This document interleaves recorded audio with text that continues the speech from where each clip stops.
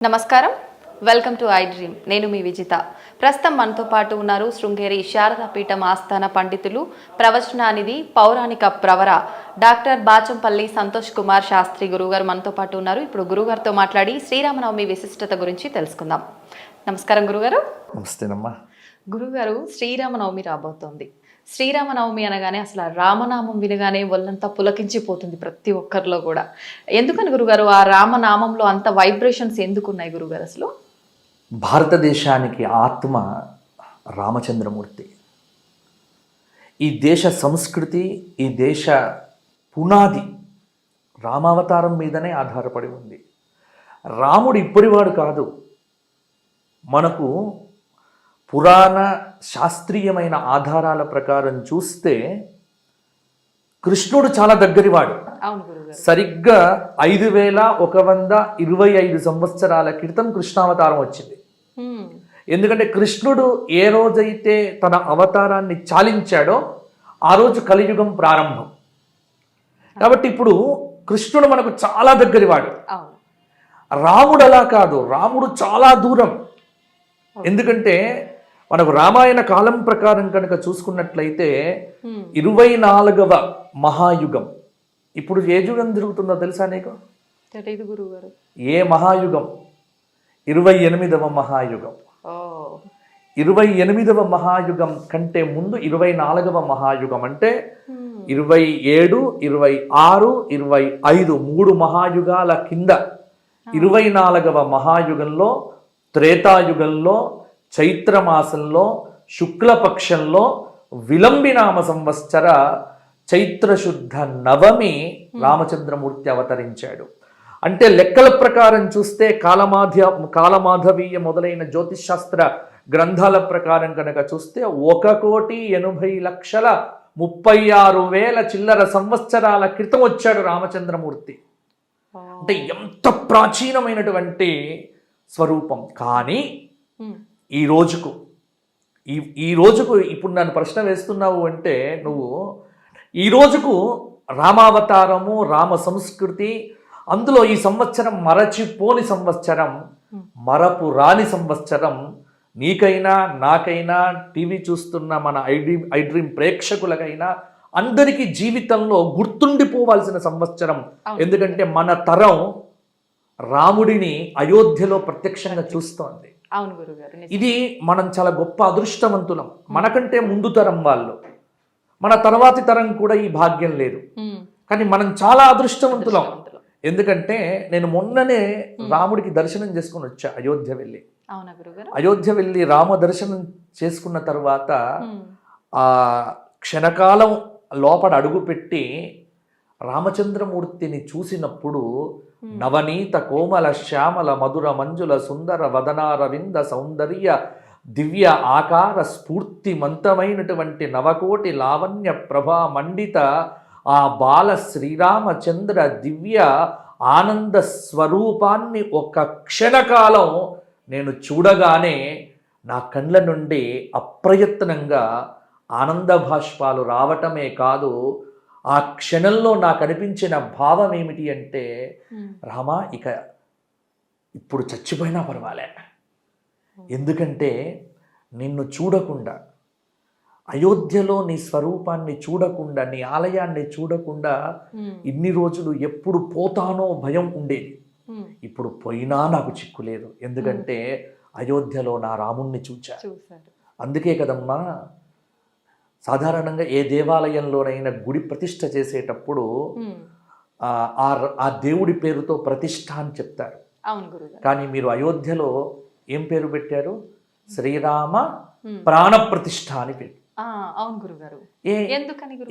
అదే చెప్తున్నాను. ఎందుకని పేరు పెట్టారు అంటే అక్కడ జరిగింది రాముడికి ప్రాణ ప్రతిష్ఠ కాదమ్మా. ఈ దేశంలో రామనామంతో బ్రతుకుతున్న 130 కోట్ల మందికి ఈ సంవత్సరం ప్రాణప్రతిష్ఠ జరిగింది. కాబట్టే అది శ్రీరామ ప్రాణప్రతిష్ఠ కాదు, భారతీయ ప్రాణప్రతిష్ఠ, భారతీయ సంస్కృతి ప్రాణప్రతిష్ఠ, భారతీయ ఆత్మ ప్రాణప్రతిష్ఠ, భారతీయ చైతన్య ప్రతిష్ట, భారతీయులకు మూలమైనటువంటి ప్రతిష్ట.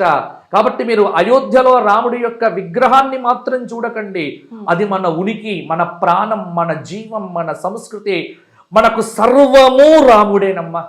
కాబట్టి వాల్మీకి రామాయణం రాసేటప్పుడే చెప్పాడు, యావత్ స్థాస్యంతి గివయః సరితశ్చ మహాతలే తావత్ రామాయణ కథ లోకేషు ప్రచరిష్యతి. ఈ భూమి మీద కొండలు, గుట్టలు, చెట్లు, నదులు, నదాలు ఎంతవరకు ఉంటాయో అంతవరకు రామకథ ఉంటుంది, రామనామం ఉంటుంది. రాముడు లేకపోతే నువ్వు లేవు, నేను లేను, ఈ సంస్కృతి లేదు, ఈ దేశం లేదు, ఈ ప్రపంచం లేదు, మానవ మర్యాద లేదు, అసలు మానవుడు అన్నదానికి ఆకృతే లేదు. ఈరోజు మానవులుగా పుట్టామన్నా, మానవ సంస్కృతిలో బతుకుతున్నామన్నా, భారతీయ ఉమ్మడి కుటుంబ వ్యవస్థలో అద్భుతంగా జీవిస్తున్నామన్నా, ఒక తల్లికి కొడుకుగా, ఒక అక్కకు సోదరుడిగా, ఒక అన్నకు తమ్ముడిగా, తమ్ముడికి అన్నయ్యగా, రాజుగా, మంత్రిగా, ఆప్తుడిగా, బాంధవుడిగా, దీనజనులందరినీ ఉద్ధరించేటువంటి దీనోద్ధారకుడిగా రాముడిని ఏ కోణంలో నీవు చూస్తే ఆ కోణంలో నీకు కనిపిస్తాడు, దర్శిస్తాడు. కాబట్టి ఇన్ని చెప్పిన తర్వాత ఇక నీ ప్రశ్నకు సమాధానం దొరికిందనుకుంటా. కాబట్టి రాముడు లేకపోతే భారతదేశం లేదు. అందుకే కంచర్ల గోపన్న రాసినాడు, మనకు చాలామంది దేవుళ్ళు ఉన్నారమ్మా, కానీ రాముని వంటి దేవుడు ఇంకొకడు లేడు. ఎందుకంటే కృష్ణుడు ఉన్నాడు, దేవుడే. కానీ కృష్ణుడు దేవుడు అన్నప్పుడు కొంత దూరంగా చూస్తాం, అమ్మో గురువు అన్నా దేవుడు అన్న కొంత. కానీ రాముడు ఆయన దేవుడిగా తనకు తాను చెప్పలే, తనకు తాను ప్రకటించుకున్నాడేమని, ఆత్మానం మానుషం మన్యే రామం దశరథాత్మజం. ఎవ్వరడిగినా రామచంద్రమూర్తిని నేను మనుష్యుణ్ణి, నేను దశరథు కొడుకుని. కాబట్టి ఇక్కడ చెప్పమ్మా, ఒక మనిషికి ఎంత శక్తి ఉందో దేవుడి కంటే కూడా శక్తిమంతుడమ్మా మనుష్యుడు. మానవుడిలో ఉన్న నిద్రాణమైనటువంటి శక్తిని, యుక్తిని, భక్తిని, తత్వాన్ని ఈ జగత్తుకు అందింపచేసి సర్వశక్తులను కూడగట్టుకొని ప్రకృతితో సహజీవనం చేస్తూ, ప్రకృతిని కాపాడుతూ, పంచభూతాలను కాపాడుతూ, ఈ సమస్త లోకాన్ని ధర్మమయంగా భావిస్తూ, ఆచరిస్తూ, ధర్మాన్ని ప్రబోధిస్తూ, ధర్మాన్ని ఆచరిస్తూ ఏ మానవుడైతే జీవిస్తాడో ఆ మానవుడే రాముడవుతాడు, ఆ మానవుడే మాధవుడవుతాడు. కాబట్టి మానవుడు మాధవుడు కావటం ఎలా అంటే, ముందు మానవుడు రాముడు కావాలి, రాముడు మాధవుడు కావాలి, మాధవుడు భగవంతుడు. కాబట్టి మానవుడికి మాధవుడికి మధ్య ఉన్నటువంటి వ్యత్యాసాన్ని పోగొట్టి నువ్వు రాముడిలాగా బ్రతుకు, నువ్వు మాధవుడివి అవుతావు. కాబట్టి బ్రతుకులో గొప్పదనాన్ని, ముఖ్యంగా చాలా మంది ఏం చేస్తారంటే రాముణ్ణి ఎందుకు ఆదర్శంగా తీసుకోవాలి అంటే, ఇప్పుడు సుఖాలు ఉన్నప్పుడు ప్రతివాడు నీతి వాక్యాలు చెప్తాడు, ధర్మం గురించి చెప్తాడు. తర్వాత ప్రతివాడు ఏసీ కింద కూర్చొని భక్తిని, ధర్మాన్ని చెప్పటం పెద్ద గొప్ప విషయం కాదు. ధర్మాన్ని చెప్పడం కంటే ధర్మాన్ని ఆచరించడం చాలా ముఖ్యమైనటువంటిది. అందుకే కృష్ణుడికి రాముడికి తేడా ఏంటి అంటే, రాముడు ఆచరించి చూపాడు, కృష్ణుడు చెప్పి చూపాడు. అందుకే పెద్దలు అనాదిగా మా తాతగారు చెప్తూ ఉండేవారు, ఏమిటి అంటే, రాముడు చేసింది చెయ్యండిరా, కృష్ణుడు చెప్పింది వినండిరా. కృష్ణుడు చేసింది చెయ్యకూడదు, కృష్ణుడు చేసింది చేసామంటే ఇంకేమైనా ఉందా? ఎందుకంటే ఎక్కడ పుట్టకూడదు అక్కడ పుట్టాడు మహానుభావుడు, జైలు పుట్టాడు. తరువాత పాములతో ఆడుకున్నాడు, ఆ పూతనను 10 రోజులకే లేపేశాడు. కాబట్టి ఆయన చేసినవన్నీ కూడా మానవాతీతమైన పనులు. కానీ రాముడి జీవితంలో ఎక్కడ మానవాతీతమైన పని లేదు. కృషితో నాస్తి దుర్భిక్షం, కృషి చేస్తే మనుషుడు ఋషి అవుతాడు అన్న దానికి 14 ఏళ్ళు కష్టపడ్డాడు. అంటే ఎంతటి విపత్కరమైన పరిస్థితులు వచ్చినా నీవు నమ్మిన ధర్మాన్ని విడిచిపెట్టకుండా బ్రతికితే అది రామతత్వం. అందుకే రాముడు మనకు ఆదర్శ స్వరూపుడు. కాబట్టి మానవుడు రాముడినే అనుసరించాలి, రామనామమే చెయ్యాలి, రాముడు జీవితాన్నే ఆదర్శంగా తీసుకోవాలి. రాముడు లేకపోతే ఈ జగత్తు లేదు, రామనామం లేకపోతే మనం ఎవ్వరం కూడా లేము. కాబట్టి ఉన్నదే రాముడు. రాముడిగా బతకాలి, రాముడిలో కలవాలి, రామనామంతో మనందరం మోక్షం పొందాలి. ఎంత అసలు అద్భుతంగా వివరించారు గురుగారు. అంత కళ్ళకు కట్టినట్టు మేము చూస్తున్నాము, వింటున్నామని కాకుండా మైమర్చిపోతున్నట్టుగా ఉంది గురుగారు మీ మాటలు వింటుంటే. సంతోషం అమ్మా. గురుగారు, శ్రీరామనవమి రోజు మామూలుగా పెద్దవాళ్ళు చెప్తుంటారు శ్రీరాముడు జన్మించిన రోజు అది అని చెప్పి. అయితే జన్మించిన రోజు కళ్యాణం చేయకూడదు అని కూడా ఇంకొక మాట ఉంటుంది గురుగారు. మరి మనం చూస్తే శ్రీరామనవమి రోజే సీతారాముల వారికి కళ్యాణం చేస్తూ ఉంటాం వైభవంగా, ఎందుకని గురుగారు? చాలా మంచి ప్రశ్న వేసావమ్మా విజిత. రామనవమికి కళ్యాణం ఎందుకు? ఎందుకంటే రాముడిది బర్త్డే. అవును గురుగారు. మనం ఏం చేస్తున్నాం? మ్యారేజ్ చేస్తున్నాం. అసలు బర్త్డే నాడు పెళ్లి చేస్తారు ఎవరైనా? చేయకూడదు అంటారు కదా. చేయకూడదు. మరి ఎందుకు చేస్తున్నాం? అదే కదా రహస్యం. ఓకే, ఏంటి గురుగారు ఆ రహస్యం తెలుసుకోవాలి అంటే ఏమీ లేదమ్మా. ఇప్పుడు సినిమాలలో కానీ టీవీ సీరియళ్ళల్లో కానీ నేను చూస్తూ ఉంటా, ఎవడైనా రచయిత ఏదైనా మాట మాట్లాడితే కొంత కమ్యూనిజం భావం కలిగినటువంటి వాడు ఫస్ట్ విమర్శించేది రాముణ్ణి, రాముడి పాత్రను, సీతమ్మను, అంటే చాలా అలవోగ్గా విమర్శిస్తారు. కానీ అసలు రామాయణం చదివితే మీకు అర్థమవుతుంది, రామాయణంలో ఎక్కడ కూడా రాముడి విషయంలో అధర్మం అనేది లేదు. రాముడి మీద క్వశ్చన్ వేసేటువంటి వాడు. అందుకే నేను చెప్తున్నా, మీరు రాముడికి సంబంధించి ఈరోజు ఒకప్పుడు ఒకడు రాముడి గురించి అవాకులు చెవాకులు పేలాడు. నేను అనుకున్నాను రాముడి గురించి మనమేదో గతి తప్పి దారి తప్పి మాట్లాడితే మనం శిక్షించాల్సిన పనిలే. నేచర్ ఆల్వేస్ దేర్, చూస్తోంది, ప్రకృతి చూస్తోంది. రాముణ్ణి గురించి నీవు తిట్టినా, రాముడి గురించి నీవు నీచంగా మాట్లాడినా, రాముడి గురించి ఏమాత్రం తక్కువ చేసి మాట్లాడినా నువ్వు కాదు, మనుషులు కాదు, ముందు ప్రకృతి ఒప్పుకోదు, ప్రకృతి నిన్ను లేపేస్తుంది. కాబట్టి జాగ్రత్త పడాలి. రాముడు అంటే ప్రకృతి స్వరూపుడు. ఎందుకంటే రాముడు పుట్టింది చైత్రశుద్ధ నవమి. అక్కడ రామాయణంలో వర్ణిస్తారు, గ్రహేషు కర్కటే లగ్నే వాక్పతౌ ఇందునా సహ ప్రోద్యమానం జగన్నాథం సర్వలోక నమస్కృతం తతశ్చద్వాదశే మాసే చైత్రే నవమికే తిథౌ.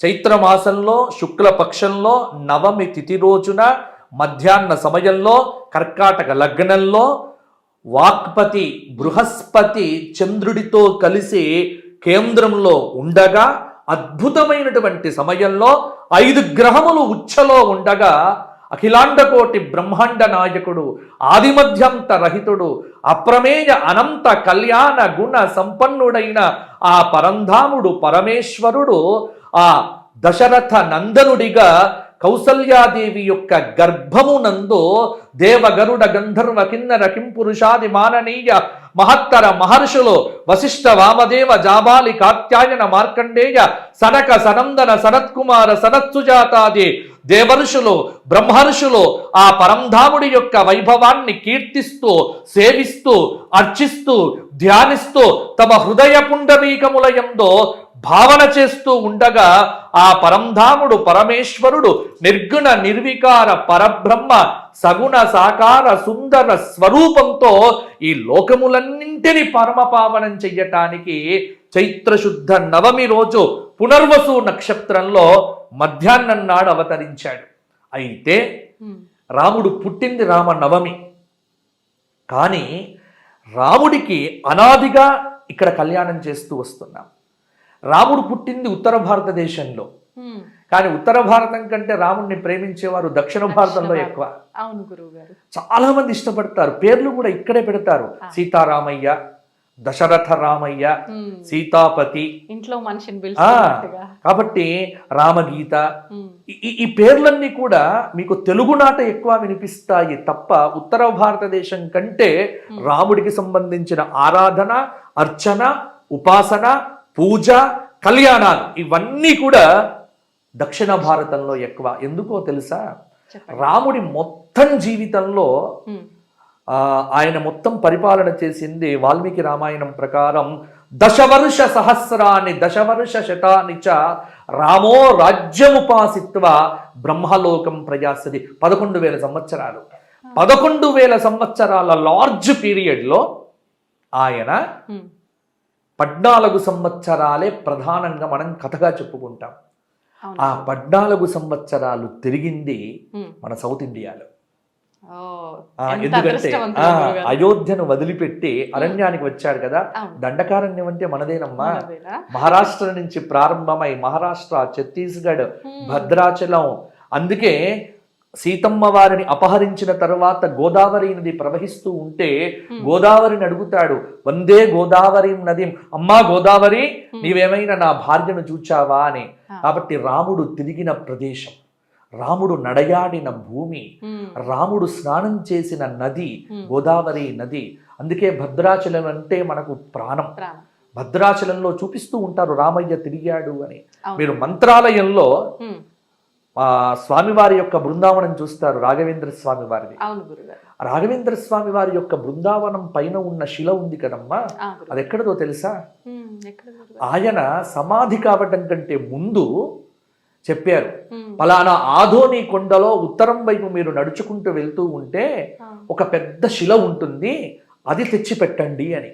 శిష్యులు అడిగారు, ఎందుకు ఆ శిలనే మీకు కావాలి అంటే, రాముడు ఈ ప్రాంతానికి వచ్చినప్పుడు సీతమ్మతో కలిసి ఆ రాయి మీద కొంతసేపు కూర్చున్నాడు అని చెప్తారు.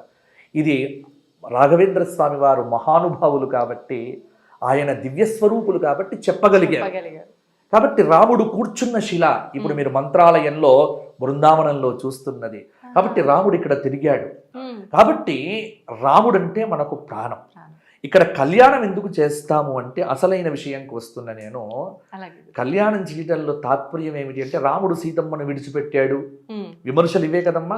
సీరియళ్లలోనైనా సినిమాలలోనైనా ఆధునికులైన కమ్యూనిస్టులైన దుర్మార్గులైన దుష్టులైన నీచులైన నికృష్టులైన దౌర్భాగ్యులైన వారు రామాయణం మీద ఎటువంటి ప్రశ్నలే వేస్తారు. రాముణ్ణి నమ్మాలి కానీ రాముడి మీద ప్రశ్న వేయకూడదు. ప్రశ్న అంటే జిజ్ఞాసపూర్వకంగా వేరు, తెలుసుకోవాలని. ఇప్పుడు నువ్వు తెలుసుకోవాలని అడుగుతున్నావు, తప్పులే. కానీ దుర్మార్గంగా రాముడి మీద నింద వేయాలని ఎప్పుడు కూడా మనం చూడకూడదు. అలా రాముడి మీద చాలా మంది అలా ప్రశ్న వేస్తూ ఉంటారు. రాముడు సీతమ్మను విడిచిపెట్టాడు. అసలు సీతమ్మను ఎప్పుడు రామచంద్రమూర్తి విడిచిపెట్టలే. సీతారాముల దాంపత్యమే ఈ లోకానికి ఆదర్శవంతమైన దాంపత్యము. ఎందుకోసమో చెప్తున్నాను విను. అసలు రాముడు నవమి రోజు పుట్టినాడు కదా. వాల్మీకి రామాయణం ప్రకారం కళ్యాణం ఎక్కడ జరిగింది అంటే ఉత్తర ఫల్గుని నక్షత్రంలో కళ్యాణం జరిగింది. ఫల్గున్యాం ఉత్తరే దివసే అని చెప్పినారు. ఉత్తర ఫల్గుని నక్షత్రంలో సీతారామ కళ్యాణం జరిగినట్టుగా బాలకాండ చెప్తోంది. మరి ఇప్పుడు పునర్వసు నక్షత్రంలో రామనవమి నాడు ఎందుకు చేస్తున్నారు అంటే, దీనికి ఒక గొప్ప విశేషం ఏంటంటే, అస్మత్ గురుదేవులు పౌరాణిక సార్వభౌములు మల్లాది చంద్రశేఖర శాస్త్రి గారు కూడా చెప్పినారు. ఏమని అంటే, చాలా పరిశోధన చేసి సీతను కానీ రాముణ్ణి కానీ ఒంటరిగా పూజించకూడదు. రాముడి పూజ చెయ్యాలి అంటే పక్కన సీతమ్మ ఉండాలి, పక్కన సీతమ్మను పెట్టాలి అంటే రాముడు ఉండాలి. కాబట్టి సీత లేని రాముణ్ణి పూజించినా రాముడు లేని సీతను పూజించినా ఆ పూజ చెల్లదు. ఎందుకు అంటే అవతారము యొక్క పరమార్థమే అది. అందుకే ఇక్కడ సీతమ్మను ఇప్పుడు రాముడి పుట్టినరోజు నాడు మనం పూజ చెయ్యాలి అంటే బాలరాముడికి పూజ చేసే సంప్రదాయం లేదు. ఎందుకంటే రాముడు ఒక్కడిగా పూజ చెయ్యకూడదు. అసలు ప్రపంచంలో నువ్వు ఎప్పుడైనా రాముడు సీత వేరు వేరు విగ్రహాలు చూసావా? ఎక్కడైనా లేదు గురుగారు. రాముడు ఎక్కడ ఉంటే సీతమ్మ పక్కన ఉంటుంది. మొదటిసారిగా మనం అయోధ్యలో చూస్తున్నాం ఒక్క బాలరాముడు అని. అది అయోధ్యకు మాత్రమే ప్రత్యేకం. ఇంకా అయోధ్యలో తప్ప ప్రపంచంలో ఎక్కడ ఉండదు. ఎందుకంటే అయోధ్యలో పుట్టాడు కాబట్టి బాలరాముడి విగ్రహం పెట్టారు. కానీ ఇక ప్రపంచంలో ఎక్కడ రామాలయం కట్టినా పక్కన సీతమ్మ ఉండాలి, పక్కన లక్ష్మణుడు ఉండాలి, పక్కన ఆంజనేయ స్వామి ఉంటేనే మనకు. అందులో భద్రాచలంలోనైతే ఆ రామచంద్రమూర్తి తొడ మీదే కూర్చుని పెట్టుకున్నాడు సీతమ్మ వారిని, వామాంక స్థిత అని అద్భుతంగా కీర్తిస్తూ. కాబట్టి సీతమ్మను రాముడితో కలిపి పూజించాలి కాబట్టి కలపాలంటే మొదలు ఏం చెయ్యాలి? కళ్యాణం చెయ్యాలి. కాబట్టి రాముడి పుట్టినరోజు పూజ చెయ్యాలన్నా పక్కన సీతమ్మ ఉండాలి. కాబట్టి సీతమ్మను కలపకుండా పూజ చెయ్యకూడదు. కాబట్టి ఖచ్చితంగా రామనవమి ఆయన పుట్టినరోజు అయినప్పటికీ కూడా కలిపి కళ్యాణం చెయ్యటం అనేటువంటిది చేసి మొదలు కళ్యాణం చేసి ఆ కళ్యాణం చేసిన తర్వాత ఇద్దరిని కూర్చుండబెట్టి అప్పుడు రాముడికి జన్మోత్సవ పూజ చేస్తాం. కాబట్టి సీతారాములను కలిపి పూజించే సంప్రదాయం. అందుకే మీకు సుందరకాండలో కూడా ఒక చిన్న దృష్టాంతం చెప్తా, దీనికి బలవత్తరమైనటువంటి ఆధారంగా చెప్తున్నా. రాముణ్ణి సీతమ్మను విడిచిపెట్టి రాముడికి మాత్రమే దండం పెట్టాడు ఆంజనేయ స్వామి ఆ సముద్ర లంఘనం చేసేటప్పుడు. అది చాలాసేపు దొరకలే సీతమ్మ వారు.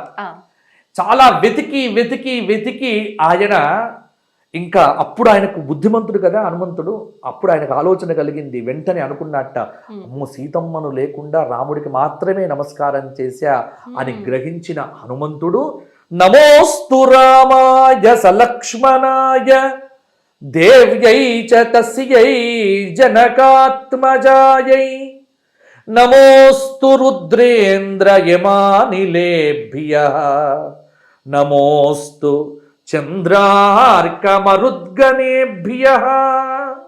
సీతమ్మతో కలిసిన రామచంద్రమూర్తికి నమస్కారము అని ఎప్పుడైతే మతిమంతుడు బుద్ధిమంతుడు హనుమంతుడు జగన్మాత భూజాత సకల సద్గుణోపేత సీతామాతను కూడా స్మరించి రామచంద్రమూర్తి యొక్క పాదాబ్జములను తన హృత్పుండరీకమునందు ధ్యానించినాడో కళ్ళు తెరిస్తే అప్పటిదాకా వెతకని అశోకవనం కనిపించింది. ఇది మనం హనుమంతుడి యొక్క జీవితంలో దృష్టాంతం.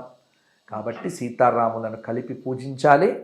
కలిపి పూజించే సంప్రదాయం అనేటువంటిది పెద్దలు పెట్టారు. కాబట్టే నాటి నుంచి నేటి వరకు కూడా రామనవమి రాముడి పుట్టినరోజు అయినప్పటికీ కూడా ఇద్దరిని కలిపి పూజించే సంప్రదాయం అనేది పెద్దలు ఏర్పాటు చేసినారు. కాబట్టి ఇద్దరికి కళ్యాణం చేసి, ఇది కేవలం రామావతారానికి మాత్రమే ఉంది, ఇది శివావతారానికి మాత్రమే. పుట్టినరోజు నాడు కళ్యాణం చేసే సంప్రదాయం దేవతామూర్తుల్లో ఇద్దరికే ఉంది. ఒకరు పార్వతీ పరమేశ్వరులు. శివరాత్రి నాడు ఆయన ఎప్పుడు పుడతాడు? అర్ధరాత్రి పుడతాడు కదా శివలింగ రూపంలో. పుట్టగానే శ్రీశైలంలో కళ్యాణం చేస్తాడు. ఎందుకంటే శంకరుడికి భార్య లేకుంటే కష్టం. అలాగే రాముడికి భార్య పక్కన పెట్టకపోతే కష్టం.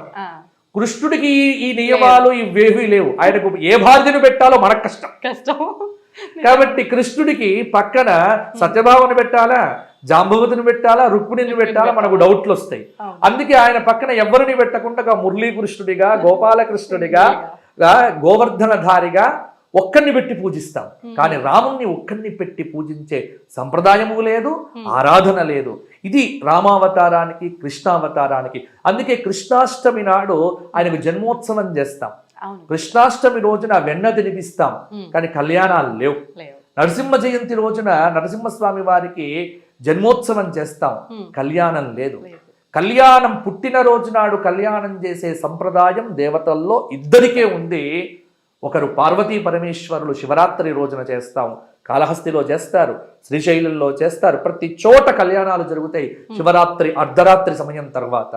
అలాగే రామనవమి రోజున రాముడికి కళ్యాణం చేస్తాము. ఈ లోకంలో దాంపత్య ధర్మానికి ప్రతీక రెండే జంటలమ్మ.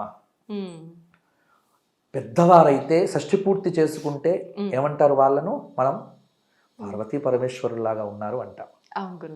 కొత్తగా పెళ్లి చేసుకున్న జంటను చూసి ఏమంటాం? సీతారాముల్లాగా ఉన్నారు అంటాం. అంతే, రెండే పోలికలు ప్రపంచంలో, ఇంకో మూడో పోలిక లేదు. వారు షష్ఠి పూర్తి చేసుకొని పెద్ద దంపతులైతే ఆది దంపతులు పార్వతీ పరమేశ్వరులు, పెళ్లి చేసుకొని నవదంపతులైతే సీతారాములు అంటాం. ఎప్పుడైనా శ్రీకృష్ణుడు రుక్మిణి అన్నారా? అంటే మగవాన్ని అనుమానిస్తారు. కాబట్టి కృష్ణుడితో పోలిక లేదు, రాముడితోనే పోలిక. కాబట్టి దాంపత్య ధర్మానికి ప్రతీకగా మనకు కూడా భద్రాచలంలో కళ్యాణం జరిగితేనే, ఇప్పుడు జ్యోతిష్ శాస్త్రంలో కూడా మేము పంచాంగం రాసేటప్పుడు ముహూర్తాలు పెట్టం. చైత్రశుద్ధ పాడ్యమి నుండి చైత్రశుద్ధ నవమి వరకు పెళ్లి ముహూర్తాలు పెట్టం. ఎందుకు అంటే భద్రాచలంలో సీతారామ కళ్యాణం కావాలి, ఆ కళ్యాణ తలంబ్రాలు అందరూ తీసుకోవాలి. అప్పుడే ఆంధ్ర తెలుగు రాష్ట్రాల్లో కళ్యాణాలు జరగాలి. నాటి నుంచి నేటి దాకా ఇది సంప్రదాయం. కాబట్టి చైత్రమాసంలో ఉగాది కాగానే ఎవడైనా పెళ్లి చేశాడు అనుకోండి, తప్పు. రామనవమి దాకా పెళ్లి చేయటానికి వీల్లేదు. రాముడికి తలంబ్రాలు పోసి ఆ తలంబ్రాలను ప్రసాదంగా తెచ్చుకొని మన తలంబ్రాల్లో కలిసి ఆ తలంబ్రాలు పోసుకుంటే సీతారాముల్లాగా ఆనందంగా ఉంటారు అనే ఒక సంప్రదాయాన్ని మనకి ఇచ్చినటువంటి సంస్కృతి రామాయణ సంస్కృతి. కాబట్టి రామనవమి నాడు పెళ్ళెందుకు అంటే ఇందుకోసం. ఇన్ని విశేషాలు ఉన్నాయి. కాబట్టి ప్రతి చోట కళ్యాణాలు చెయ్యాలి. కళ్యాణ అక్షతలు కొన్ని గుప్పిట్లో తీసుకోవాలి. మన ఇంట్లో పెళ్లి జరిగే రోజున ఆ తలంబ్రాలలో ఇవి కలపాలి.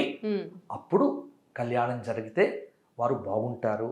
ఇది మన పెద్దలు మనకిచ్చిన అపురూపమైనటువంటి ఆచారం. ఇది భారతీయ సంప్రదాయం. ఇది రామాయణ సారం. గురుగారు, శ్రీరామనవమి అనగానే కళ్యాణం ఒక ఎత్తు అయితే ఆ తలంబ్రాలు ఇంకొక ఎత్తు. చాలా విశిష్టత ఉంది అని పెద్దవాళ్ళు చెప్తుంటారు. కానీ అసలు ఏంటి ఆ విశిష్టత అనేది ఎవరికి క్లారిటీగా తెలియదు గురుగారు, మీ మాటల్లో. అవునమ్మా. జానక్య కమలామలాంజలి పుటే యాఫ్ పద్మరాగాయితాహ న్యస్తా శ్యామలకాయక అని ఈ అద్భుతమైనటువంటి శ్లోకం ఒకటి ఉంది. ఎవ్వరి పెళ్లి జరిగినా ఈ శ్లోకం చెప్పి అక్షతలు వేస్తారు. ఇది భద్రాచలంలో వస్తున్న ఆచారం. భద్రాచలంలో ఉన్నటువంటి రాముడిని రామచంద్రుడు అని పిలుస్తారు. చల్లని వాడు, చెది ఆహ్లాదే. తరతరాలుగా భద్రాచలంలో ఆయన శంఖ చక్రములతో వచ్చినప్పటికీ కూడా ఆయన నారాయణుడే, సందేహం ఏం లేదు. నారాయణుడే రాముడు, దానిలో ఎవ్వరికీ సందేహం లేదు. కానీ ఈ అవతారం యొక్క ప్రత్యేకత ఏమిటి అంటే నారాయణుడు రాముడిగా వచ్చాడు. రామావతారంలో భగవతత్వాన్ని ప్రతిపాదన చేయడం కంటే కూడా రాముడు మానవతత్వాన్ని ప్రతిపాదన చేయటానికే వచ్చాడు. కాబట్టి రాముడికి వేరే పేర్లేవి అవసరంలే. రామచంద్రుడు ఇది అనాదిగా మనం పిలుస్తున్నటువంటి పేరు. అందుకే భద్రాచలంలో మిగతా పేర్లతో ఈ మధ్య పిలిచే కొత్త సంప్రదాయాలకు దారి మొదలైంది. కానీ అనాదిగా తెలుగు వారందరూ పిలిచేటువంటి పిలుపు రామచంద్రుడు. రామాయ రామభద్రాయ రామచంద్రాయ వేధసే రఘునాథాయ నాథాయ సీతాయాః పతయే నమః. భద్రాచలంలో ఉన్న తలంబ్రాలకు ఒక ప్రత్యేకత ఉందమ్మా. ఎందుకంటే ప్రాచీన కాలం నుంచి ఈ రోజు దాకా భద్రాచలంలో కళ్యాణం జరిగిన తరువాతనే ఉభయ తెలుగు రాష్ట్రాల్లో ఉన్న వారందరూ కూడా ఆ తలంబ్రాలను తెచ్చుకొని మన ఇంట్లో కలుపుకొని, ఒకవేళ ఇంట్లో పెళ్ళుంటే పెళ్లి తలంబ్రాలలో కలుపుకోవాలి, లేకపోతే కొన్ని తలంబ్రాలు తెచ్చుకొని మన బీరువాలో చక్కగా పెట్టుకోవాలి. దాని ద్వారా ధనధాన్యములు వృద్ధి అవుతాయి అని మనకు చాలా పెద్ద ఆచారం. ఇక్కడ భద్రాచలంలో ఉన్న తలంబ్రాలను అన్ని తలంబ్రాలతో పిలువద్దు. భద్రాచల తలంబ్రాలను గోటి తలంబ్రాలు అంటారు. ఇది ఒక్క భద్రాచలంకు మాత్రమే ప్రత్యేకం. మిగతా అన్ని చోట్ల పసుపుతో తలంబ్రాలు చేస్తారు. భద్రాచలంలో కుంకుమతో తలంబ్రాలు ఎర్రగా ఉంటాయి, మీరు చూడండి. కాబట్టి భద్రాచల తలంబ్రాలు ఏమిటి అంటే ఆ పంట వేసేటప్పుడు కూడా రామావతారంలో, కృష్ణావతారంలో, లేకపోతే హనుమంతుడి యొక్క స్వరూపంతో రైతులు వేషాలు వేసుకుంటారు. వేసుకొని విత్తనాలు చల్లేటప్పుడు కూడా రామావతారంలో ఉన్నటువంటి వేషాలు వేసుకొని విత్తనాలు చల్లి, కోసేటప్పుడు కూడా రామావతారంలో ఉన్న వేషాలతోనే పంట కోతను చేసి వాటిని మిషన్లో ఆడించరు. గోటితో ఒక్కొక్క బియ్యపు గింజను తీసి చేస్తారు. అందుకే భద్రాచల తలంబ్రాలను గోటి తలంబ్రాలు అంటారు. అది చాలా ప్రత్యేకమైనటువంటిది. అందులో భద్రాచలంలో ఉన్నటువంటి రామచంద్రమూర్తితో సాటి కలిగిన దైవం ఇంకొకటి లేదు. బండన భీముడు ఆర్తజన బాంధవుడు ఉజ్వల బాణతూన కోదండ కల ప్రచండ భుజతాండవ కీర్తికి రామమూర్తికిన్న రెండవ సాటి దైవమిక లేడనుచున్న గడకట్టి భేరిక డాండడ డాండ డాండ నినదంబులు అజాండము నిండ మత్త వేదండము నెక్కి చాటెదను భద్రగిరి దాశరథి కరుణాపయోనిధి. ఎంత అద్భుతంగా చెప్పాడమ్మా అద్భుతంగా ఉంది గురుగారు. కంచర్ల గోపన్న. రాముని వంటి దైవం ఇంకొకటి లేదు లేదు లేదు. ఎందుకంటే మనందరికీ ఆదర్శం ఆయనే.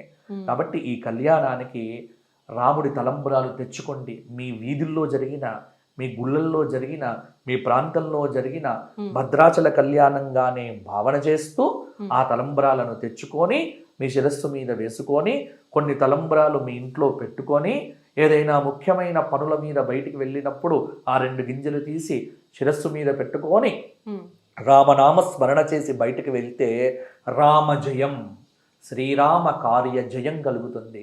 రామనామం పట్టుకొని ఆంజనేయ స్వామి 100 యోజనాలు లంఘించి కార్యసిద్ధిని పొందాడు. రామనామంతో, రాముడి తలంబ్రాలతో చక్కగా మనకు కూడా విజయాలు కలుగుతాయి. విజయాలను కలిగించే తలంబ్రాలే సీతారామ కళ్యాణ తలంబ్రాలు. అందుకే ఆ తలంబ్రాలకు అంత ప్రాధాన్యం ఉంది. నిజంగా మీరు అన్నారు కంచర్ల గోపన్న గారు ఎంత చక్కగా సెలవిచ్చారు తల్లి అని చెప్పి. వారు చెప్పారు అని వినటమే కానీ మేము మీ మాటల్లో వింటుంటే అసలు ఎంత అద్భుతంగా చాలా ఉంది గురువుగారు. ఆ శతకమే అద్భుతం. మైమరిచిపోతున్నాం గురువుగారు. అసలు చాలా అట్లా సంతోషం వింటూనే ఉండాలనిపిస్తోంది. కాబట్టి భద్రాచల రామచంద్రమూర్తిని దర్శించండి, అయోధ్యలో ఉన్న బాలరాముడిని దర్శించుకోండి. ఈ సంవత్సరం అందరూ వైభవంగా చేయండి మీ మీ ప్రాంతాల్లో కళ్యాణాలు. కళ్యాణం అంటే ప్రతి చోట హనుమాన్ చాలీసా పారాయణములు చేస్తూ మీ ఇంటి మీద రామ ధ్వజాలు ఎగరవేయండి. ఈ సంవత్సరం క్రోధినామ సంవత్సరం కాదు, శ్రీరామ కళ్యాణ సంవత్సరం అని భావన చేయండి. తప్పకుండా గురుగారు, చాలా మంచి విషయాలు తెలియజేస్తారు గురుగారు. ధన్యవాదాలు. జై శ్రీరామ్. జై శ్రీరామ్.